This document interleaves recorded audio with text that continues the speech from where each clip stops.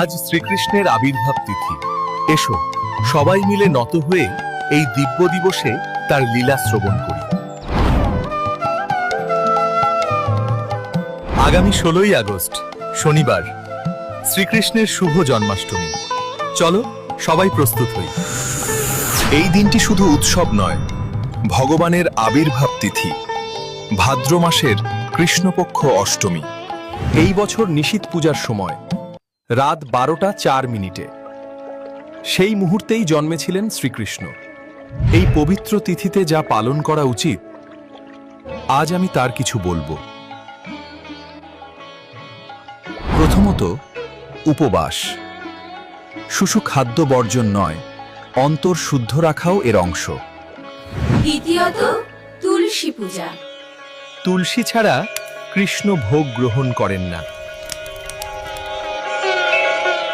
তৃতীয়ত, হরে কৃষ্ণ মহামন্ত্র জপ। এটি কৃষ্ণ প্রেমের সরাসরি। চতুর্থত, রাত্রিবেলা জাগরণ ও জন্মলীলার কীর্তন করুন। মাখন, চিনি, মিষ্টি দিয়ে ভোগ নিবেদন করবেন, কারণ কানাই তা ভালোবাসেন। এবার বলি একটি লীলা, যা এই জন্মাষ্টমীতে আমাদের হৃদয় শুদ্ধ করতে পারে। একদিন গোকুলে সবাই ঘুমোচ্ছে। মা যশোদা কানাইকে দোলনায় শুইয়ে ঘুমিয়েছেন। তখন আসলো রাক্ষসী পুতনা, সুন্দরী সন্ন্যাসিনীর রূপে। তার বক্ষভাগে ছিল বিষ। সেই দানবী সুন্দরী রূপ ধরে কানাইকে কোলের কাছে নিয়ে গেল, কিন্তু তার মনে ছিল এক ভয়ঙ্কর পরিকল্পনা। সে কানাইকে কোলে নিয়ে স্তন্যপান করাতে লাগল, কিন্তু ভগবান তার প্রাণ বের করে নিলেন। পুতনা কাতরাতে লাগল।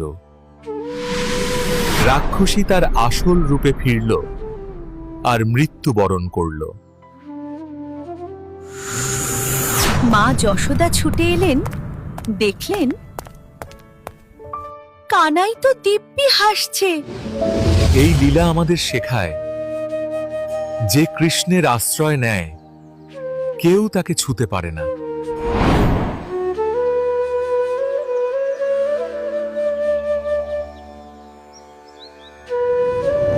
তার নাম, তার স্মরণ এই জন্মাষ্টমীতে করুণার উৎস।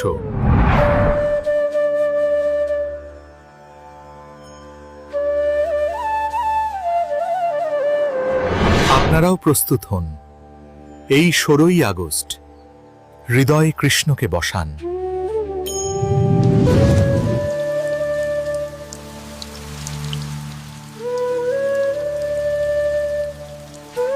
জয় শ্রীকৃষ্ণ। জন্মাষ্টমী হোক আপনার জীবনে প্রেম, শান্তি ও মুক্তির দিন।